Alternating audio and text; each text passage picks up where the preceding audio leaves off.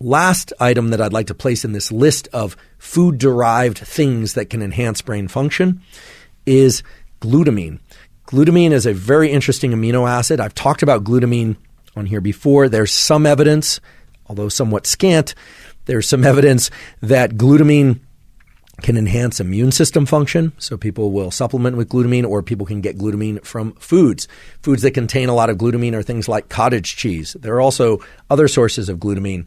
Glutamine is rich in protein-rich foods, things like beef, chicken, fish, dairy products, eggs, but also for you non-animal food consuming people out there, vegetables including beans, cabbage once again, spinach, parsley, things of that sort. So those foods contain glutamine. For people that supplement with glutamine, generally they will take anywhere from a gram as much as 10 grams per day. Why would they want to do that? Well, there's also some evidence starting to emerge that glutamine can help offset sugar cravings. And I've talked about this on the podcast before. We're going to talk more about the basis for this a little bit later. But in brief, we all have neurons in our gut that sense the amino acid content, the fat content, and the sugar content of the foods that we eat and signal in a subconscious way to our brain whether or not the foods that we are eating contain certain levels of certain amino acids. And so we actually have glutamine sensing neurons in our gut that actually have their little processes, their little axons and dendrites, as we call them, in the mucosal lining of the gut. They're not just sensing glutamine, but when they do sense glutamine, they respond and they send signals to the brain that are signals of satiation, of satisfaction. And in doing so, can offset some of the sugar cravings that many people suffer from. Now, here we're talking about glutamine for sake of enhancing cognitive function. And this is interesting because it's been shown that glutamine supplementation can offset some of the negative effects on cognition caused by altitude and oxygen deprivation of other sorts. Okay, well, that's kind of a strange and unique situation. If you're, going up to altitude, should you supplement with glutamine in order to be able to think more clearly? Well, it appears that there's good rationale for doing that. But the reason I bring this up, assuming that most people, including me, are not going up to high altitudes very often, is that it's been well established that apnea, failure to breathe properly during sleep, can contribute to age-related and even non-age-related cognitive decline. There are a lot of reasons for apneas, ranging from obesity to obstruction of the airways for other reasons. There are a tremendous number of underlying causes of apnea, and it's something to be taken seriously. I mean, heart attacks, all sorts of metabolic issues are caused by apnea.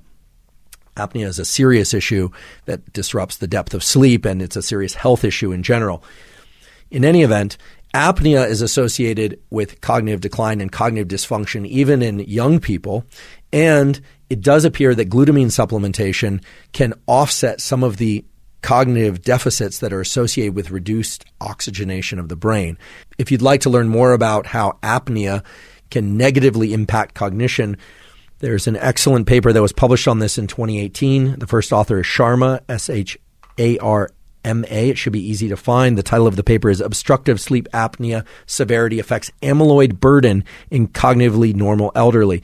This was a longitudinal study. Amyloid burden is a correlate of Alzheimer's and other forms of neurodegeneration and cognitive decline associated with memory deficits. So obstructive sleep apnea, is a very serious issue for which glutamine appears to be able to offset some of the negative symptomology.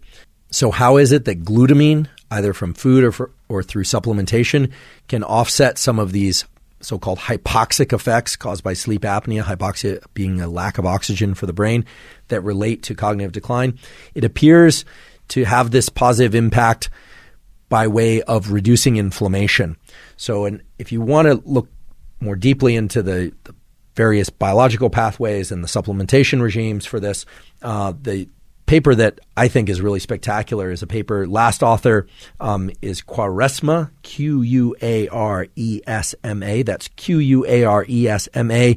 It's a review, the possible importance of glutamine supplementation to mood and cognition in hypoxia from high altitude. And even though the paper is about high altitude induced hypoxia, it does seem to have direct relevance to the sorts of apnea that are related to Alzheimer's and other forms of cognitive decline. Now, I've been taking glutamine as a supplement, since I was in college, mostly because I felt either by superstition or by reality that it protected me from various flus and colds and things of that sort because of the purported immune-enhancing effects. Again, those immune-enhancing effects have some data to support them, not a ton. However, I got into the habit of taking glutamine, and now that I've learned that glutamine seems to also have some cognitive enhancing effects, possibly, it's a supplement that I continue to take. I take very small amounts of it, but I do take it on a regular basis. So that more or less completes the list of things that, at least by my read of the literature, are things that are supported by at least 3, and in some cases as many as hundreds of studies in various populations that have been explored in mouse studies often, but also in a number of human studies.